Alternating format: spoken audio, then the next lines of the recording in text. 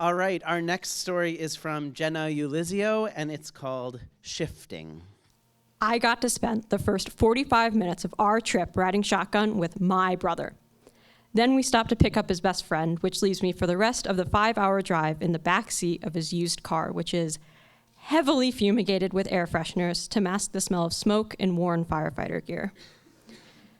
I don't mind, though, being an observer, looking out the window as the world rolls by to the tune of my brother's bottomless country music playlist.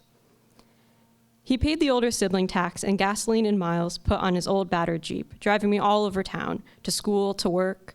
He'd tell stories of increasingly outrageous pranks at the firehouse, the people he saved, and whatever concert he was going to next. I'd ramble about whatever stress-inducing thing I was up to at school. Sometimes he'd appear in my doorway and drag me away from my desk for an impromptu fishing trip. He always nudged me just a bit off course and into the world, but he'd still make sure I ended up back in the right direction once the adventure was over. When he left for college, I walked those miles home on my own, carrying my backpack and trumpet up the huge hills between school and home.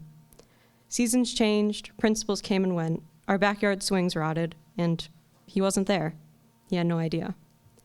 A man of few words, my brother only sent snapshots of his life, a text every few days that's the equivalent of, "Still alive, by the way." When he was still at home, I had a confidant. Things moved. But once he got older and moved on, the world contracted to the same few roads. The world is shifting outside the window at the start of this latest adventure, cycling through multi-lane highways, mountains, cities, and flat fields. From the back seat, I'm taking it all in, but not just the view outside.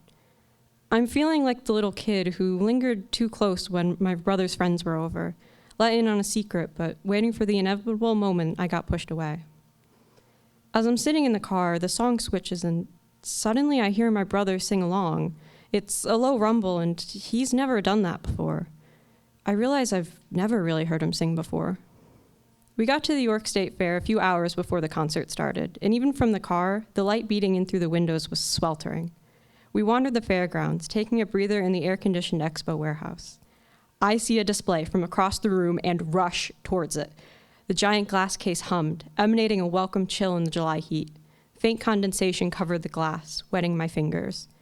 Inside was a butter sculpture, a bona fide bright yellow butter sculpture of a cow and a boy. It was huge, taller than me, which I know, my height's not that impressive. But if you calculate my height in butter, then this statue's really impressive.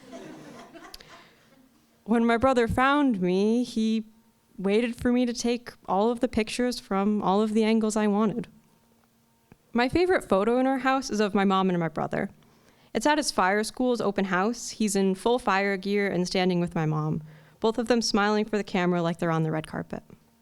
In the background, a building is fully engulfed in flames.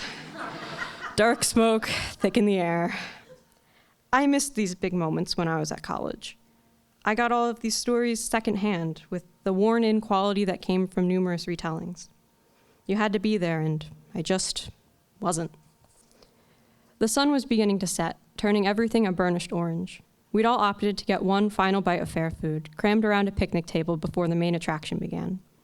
Where normally I would be a bundle of nerves, constantly checking my pockets for my things, obsessing over the possibility of heat stroke, convinced our virtual tickets had spontaneously deleted themselves.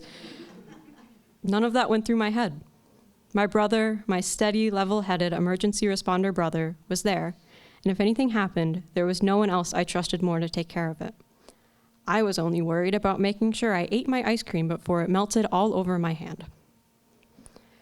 The concert began in the sticky haze of sunset, the lights only getting brighter and more colorful as night fell. It passed in a blur of a few perfect hours of freedom. Far too soon, we were walking out of the fairgrounds, driving back to a hotel for the night. It felt wrong to go to sleep, like a fairy tale was ending.